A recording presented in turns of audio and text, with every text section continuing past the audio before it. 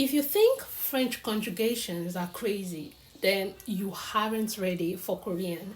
I mean, I do understand that languages are guided by rules, but Angular, is it ever that serious? For today's Korean language shocks, we'll be discussing the verb conjugation. Now, as someone who studied French and Spanish, it really didn't phase me, but it does get to a point whereby you are like, just why?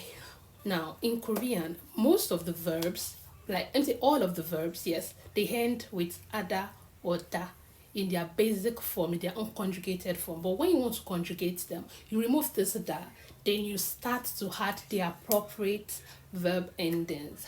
And something you need to know about Korean is that there are a lot of exceptions. Like, exceptions are very exceptions when you're learning Korean is something that you need to put your mind at. Even if I'm learning this rule, there will still be an exception. For example, now the verb kata, as I said, it ends with ta, which means to go. When you want to conjugate it, it's can either be kayo or ka, as in the normal basic. Now we have the verb builder, which means to learn. You will think, oh, since kada was like you just remove the da verb, you remove the da at the end of builder, but no, you had a new vowel after removing the da. So which means from builder you have bewoyo.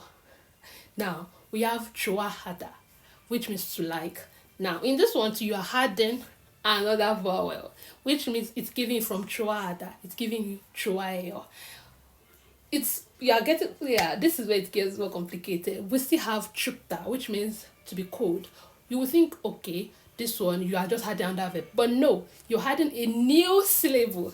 From chupta you have chuoyo, to be cold. Are you getting confused? Just wait. Now we have morugeta, which means not to know. When you want to translate, you think, oh, I'm just adding another syllable, but no, you added another syllable and another consonant, which means from murder we have molayo.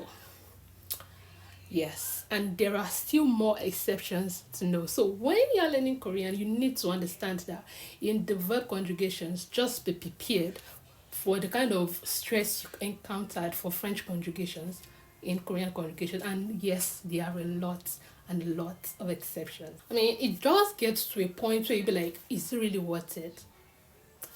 You'll be fine as long as you learn the rules. So see you in my next episode.